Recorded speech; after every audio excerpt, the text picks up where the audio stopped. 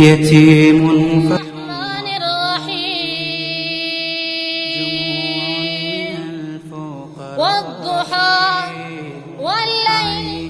السلام علیکم ورحمة الله وبرکاته. زه حمید افغان القریشي ارپونز فاونډیشن لخوا محترم ورونو، القریشي ارپونز فاونډیشن دا یوه اداره ده چې په مختلفو هیوادونو کې په مختلفو برخو کې د یتیمانانو سره، د کونډو سره، بېوزلو سره مرستې کړي دي او اوس یې کوي. ډاکټر صاحب محترم او د هغې ټول ټیم ته سلامونه او نیکې هیلې احترامات. ډاکټر صاحب محترم نن هغه روزنتون ته راغلي یو چې کوم روزنتون تاسو ته په خپله خبر درکړی و. راغلي یو چې دغه یتیمانانو احوال تاسو ته په خپله بیان کړو.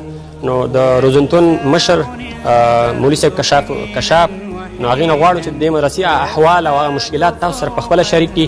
نو انشاءالله رحمة الله وبرکاته. مولوي صاحب محترم تاسو موږ ته هغه مشکلات ووایئ چې کوم مثلا تاسو دلته مشکلات لرئ د دې یتیمانانو د دې تاسو روزمره زندګي دلته څنګه ده، د دې باره کې تاسو موږ ټول احوال راکړئ.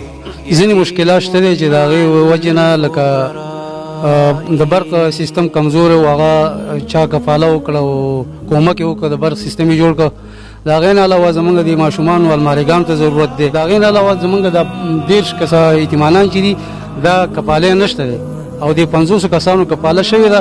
نو د 30 کسانو کفاله کو موږ سره څوک وکړي نو دا به یوه ډېره نیکنامي وي او د هغې دپاره به صدقه جاریه وي تر څو د تعلیم مخکې لاړ شي. او مولوي صاحب محترم که تاسو دا راته وایئ چې تاسو د یو یتیم څونه کفاله کوئ، څونه د میاشتې څونه مصرف دی د یو یتیم؟ نو کفاله خو چې هر څومره ډېره هغومره ښه ده. اوس لکه چې ګزاره پرې موږ وکړو نو تقریبا 2000 افغانۍ چې وکړي نو هغه حال برابر بشي. تاسو په مولوي صاحب محترم دا هم راته ووایئ چې تاسو په دې 2000 افغانو کې د میاشتې څه شی د یتیم دپاره اخلئ، څه شی ورله برابروئ، د خوراکي بندوبست څنګه دی، د دې د جامې، د جامپر، د اوړي او د ژمي سامان ټول په دې کې حسابوئ که نه صرف دغه خوراکي مواد تاسو حسابوئ؟ نو دې کې موږ د 2500 روپو کې جمعنۍ البسه ده او خوراکي مواد دي او قرطاسیه ده. ډېره مننه مولوي صاحب محترم. ډاکټر صاحب محترم الله عز وجل ستاسو عمر کې برکت واچوي. دارالرحمة الایتام دا یو دارالیتام دی چې د مختلفو ساحو یتیمانان دلته درسونه وایي.